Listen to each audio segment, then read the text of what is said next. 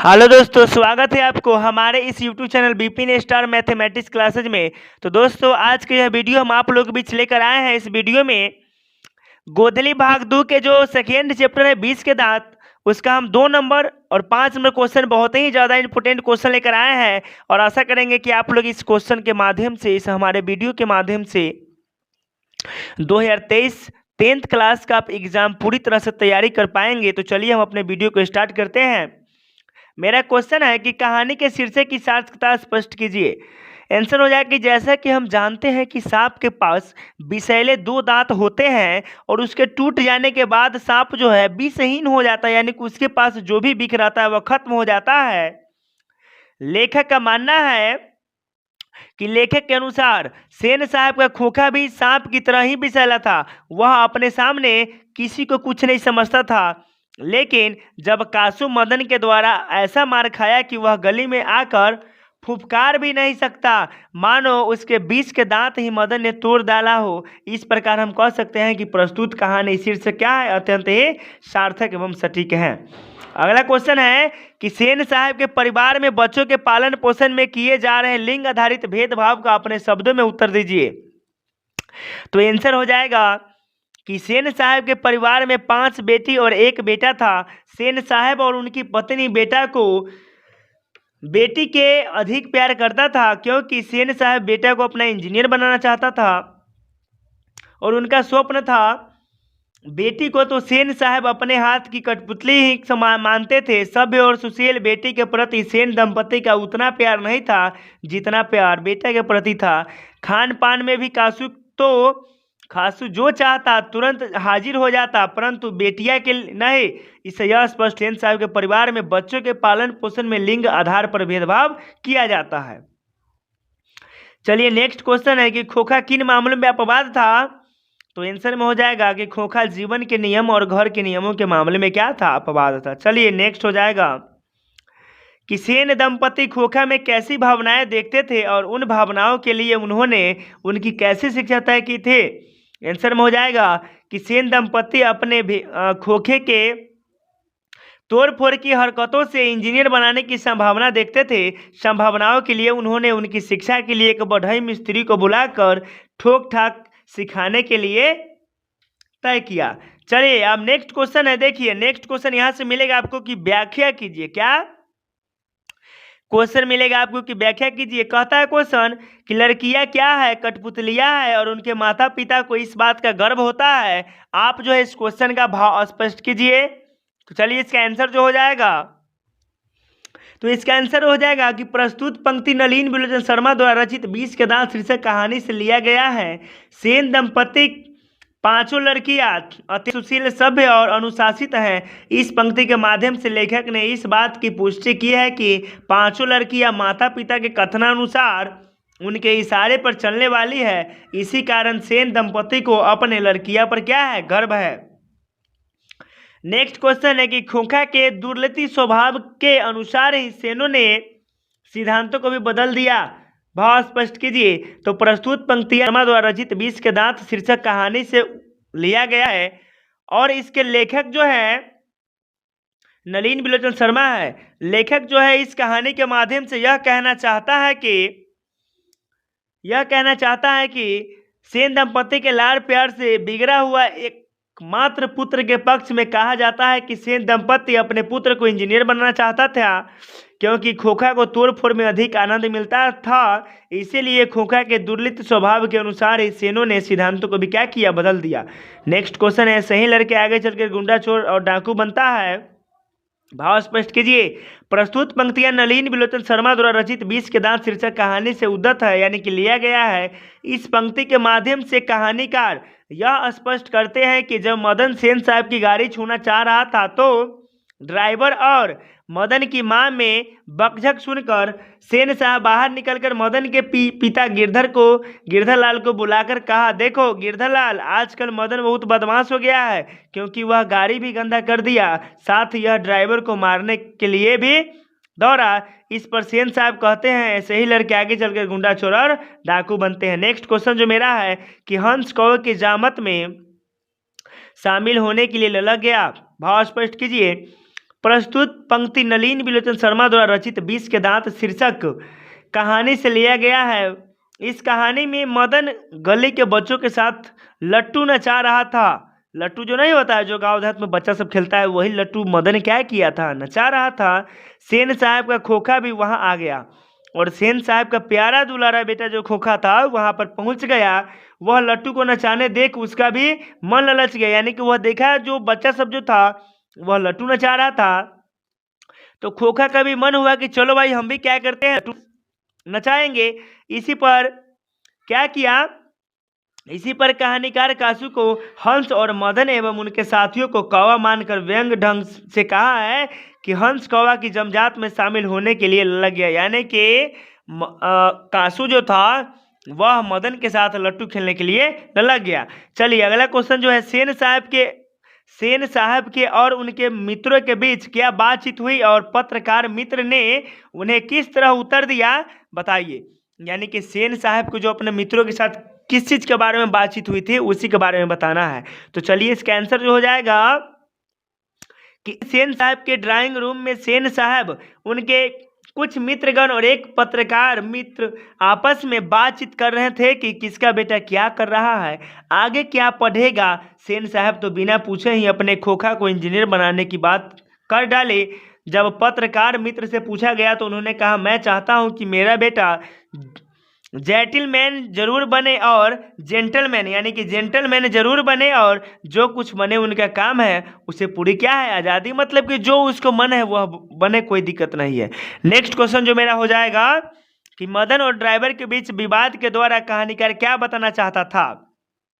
तो मदन और ड्राइवर के बीच विवाद के द्वारा कहानीकार यह बताना चाहता था कि जनसाधारण भी वैसा ही बन जाता है और जैसा उनकी संगति होता है। ड्राइवर सेन साहब का नमक खाता है, इसलिए खोखा की बदमाशी को भी नज़रअंदाज कर देता है, लेकिन जब दूसरा बच्चा गाड़ी छूना चाहता है तो उसको धकेल देता है, उल्टे उस पर गलत आरोप भी क्या करता है, लगा देता है। चलिए नेक्स्ट क्वेश्चन जो मेरा हो जाएगा वह क्वेश्चन जो है कि कासू और मदन के बीच झगड़े का कारण क्या था, इस प्रसंग के द्वारा लेखक क्या दिखाना चाहता है।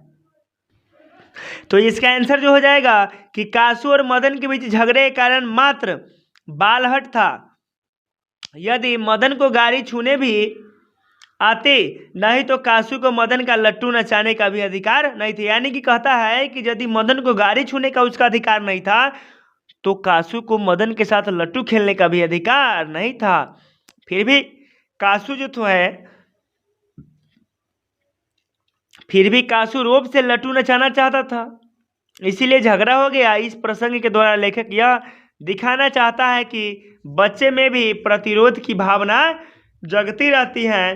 किसी भी बच्चे की बड़े बाप का अथवा गरीब बाप का बेटा हूँ, देखिए बच्चा तो बच्चा होता है, बच्चा को यह नहीं पता होता है कि हम कितने मतलब बड़े बाप का बेटा है या छोटे बाप का बेटा है, बच्चा को यह नहीं पता चलता है, लेकिन वह जिस जिद पे अड़ जाता है वह उसी जिद का मतलब उसी तरह का वह काम करता है। चलिए नेक्स्ट क्वेश्चन में चलते हैं। नेक्स्ट क्वेश्चन जो मेरा है वह क्वेश्चन है कि महल और झोपड़ी वालों की लड़ाई में अक्सर महल वाले ही जीते हैं, पर उसी हालत में जब दूसरे झोपड़ी वाले उसकी मदद करती हैं, अपने ही खिलाफ करते हैं। लेखक इस कथन को कहानी से एक उदाहरण देकर पुष्टि कीजिए। तो देखिए महल और झोपड़ी वाले की लड़ाई अर्थात कासू और मदन की लड़ाई में मदन के अन्य मित्रों के कासू मदद नहीं की, यानी कि कासू को अन्य दोस्त मित्र मदद नहीं किया जिससे कासू हार गया। यदि मदन के मित्र कासू की मदद करता तो कासू ही जीतता। प्रायः यह देखा जाता है कि झोपड़ी में रहने वाले लोग अपने ही खिलाफ आवाज़ लगाते हैं, जिसका परिणाम यह होता है कि झोपड़ी वाला पराजित हो जाता है और महल वाला जीत जाता है। नेक्स्ट क्वेश्चन जो हो जाएगा कि रोज रोज अपने बेटे मदन की पिटाई करने वाला गिरधर मदन द्वारा कासू की पिटाई करने पर उसे दंडित करने के बजाय उसके अपने सीनों से लगा लिया, यानी कि छाती से क्यों लगा लिया। या दूसरा क्वेश्चन बन सकता है कि मदन जो है हक्का बक्का क्यों रह गया। चलिए इसका आंसर जो हो जाएगा कि रोज रोज बेटे मदन की पिटाई खाने वाला गिरधर मदन द्वारा कासू की पिटाई करने पर दंडित न उसको अपने छाती से लगा लिया, क्योंकि सेन साहब ने गिरधर को बेजह नौकरी से निकाल दिया था। कहला कि सेन साहब उसको नौकरी से क्या किया था, निकाल दिया था, खाली करने का आदेश दिया था, जो गिरधर के लिए अन्याय था। गलती कासू ने किया, दंड तो कासू को मिलना चाहिए, लेकिन साहब ने गिरधर के साथ अन्याय तो किया, लेकिन वह सेन साहब को दंडित न कर सका। लेकिन उसका जो था, उसका बेटा जो था मदन, कासू को उचित दंड कर उचित दिया। इसलिए वो अपने बेटे को क्या किया, छाती से लगा लिया। और गिरधर ने मदन से कहा कि आज तक जिस काम को हम मतलब नहीं कर सके, वह काम जो है मेरा बेटा करके दिखाया है, वाह कितनी शाबाशी की बात है। और अपने बेटे को क्या किया, शाबाश दिया। नेक्स्ट क्वेश्चन हो जाएगा कि सेन साहब मदन, कासू और गिरधर का चरित्र चित्रण करें। तो चलिए सेन साहब को पहले चरित्र करेंगे, उसके बाद मदन करेंगे, उसके बाद कासू, उसके बाद गिरधर। चलिए सेन साहब के बारे में जानेंगे कि सेन साहब एक बिजनेसमैन तथा आर्थिक दृष्टिकोण से संपन्न है। वे महत्वाकांक्षी है। उनका पुत्र बदमाश फिर भी उसे इंजीनियर बनना चाहता है, जबकि उसकी पुत्री सभ्य, कुशल और फायदे में काम करने वाली है। उसकी शिक्षा की चर्चा कभी नहीं करती। अर्थात सेन साहब पुत्र पुत्री में भेदभाव मानते हैं, जो उचित नहीं है। वे धन अहंकारी है तथा अहम भाव के कारण अपनी सूझबूझ भी खो बैठता है। नेक्स्ट हो जाएगा मदन।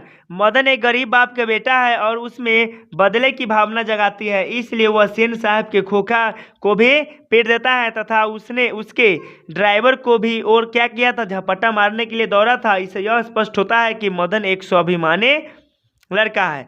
कासू के बारे में, कासू सेन साहब का एक लौता बेटा है, यानी कि एक लौता कहने का मतलब होता है कि एक ही गो बेटा है।